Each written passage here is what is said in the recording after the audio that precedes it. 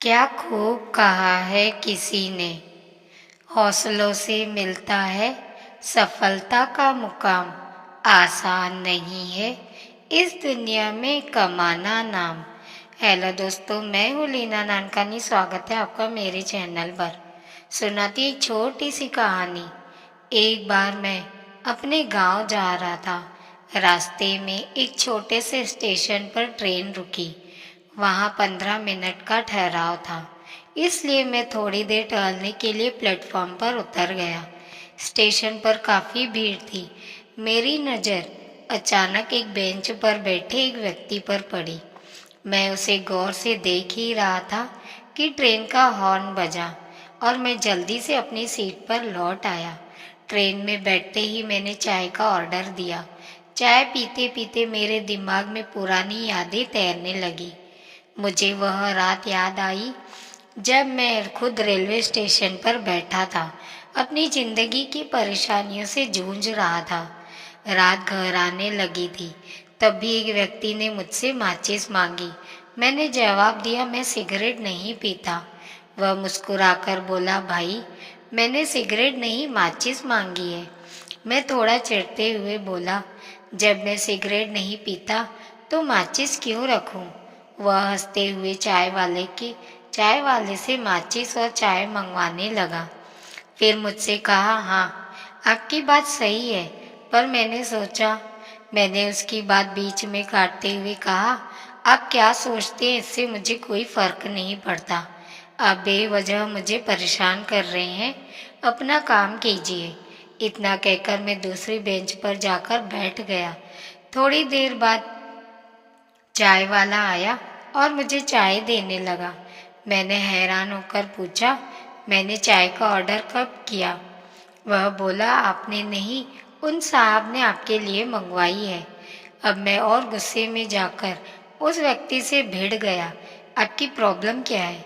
मुझे क्यों परेशान कर रहे हैं? वह शांत स्वर में बोला, भाई मैंने सोचा बारिश हो रही है, ठंड भी है, आप थके हुए लग रहे हैं, चाय से शायद थोड़ा आराम मिलेगा। मैंने फिर चिढ़कर कहा, यही तो हमारे देश की समस्या है, कोई किसी को चैन से बैठने भी नहीं देता। मैंने सोचा था स्टेशन पर आराम से बैठूंगा, लेकिन आप आ गए। इतना कहकर मैं उसे छोड़कर जाने को हुआ, लेकिन वह अब भी शांत था। उसने मुस्कुराते हुए कहा, क्यों परेशान हो, क्या हुआ? इस बार उसकी शांति ने मुझे कुछ सोचने पर मजबूर कर दिया। मैंने थोड़ा रुककर पूछा, आपको जानकर क्या मिलेगा? वह बोला, शायद तुम्हारी परेशानी का हल मिल जाए, या कम से कम तुम्हारे दिल का बोझ थोड़ा हल्का हो जाए। उसकी बातों में सुकून था। मैंने हिम्मत जुटाई और उसे अपने जीवन की कहानी सुनाने लगा। मैंने बताया कि मेरे पिताजी एक सरकारी दफ्तर में चपरासी थे और मेरी माँ लोगों के घरों में काम करके मुझे पढ़ा रही थी। मेरे पिताजी का सामना था कि मैं आईपीएस अफसर बनूं, लेकिन मेरा सपना अलग था। मुझे नौकरी करने से ज़्यादा लोगों को नौकरी देना अच्छा लगता था। पिताजी ने मेरे सपनों का सम्मान करते हुए गांव की जमीन बेचकर मुझे पैसे दिए और मैंने अपना व्यापार शुरू किया। सब कुछ अच्छा चल रहा था। मैंने शादी भी कर ली और 2 प्यारे बच्चे भी हो गए। शुरुआती कुछ सालों में व्यापार बहुत अच्छा चला। मैं बहुत खुश था, लेकिन एक गलत निवेश ने सब कुछ बर्बाद कर दिया। धीरे धीरे सारी संपत्ति खत्म हो गई। अब सिर्फ मकान बचा है, और अगर कल किस्त नहीं भरी तो वो भी नीलाम हो जाएगा। मेरी बात सुनकर वह व्यक्ति गंभीरता से बोला, तुम अपने आप को एक और मौका क्यों नहीं देते? हो सकता है सब ठीक हो जाए। फिर उसने पूछा, क्या तुमने कभी अभिषेक वर्मा का नाम सुना है? मैंने सोचा, क्या वही जो काफ़ी फेमस बिजनेसमैन है? वह बोला, हाँ वही। कुछ साल पहले वह भी बर्बादी के कगार पर था।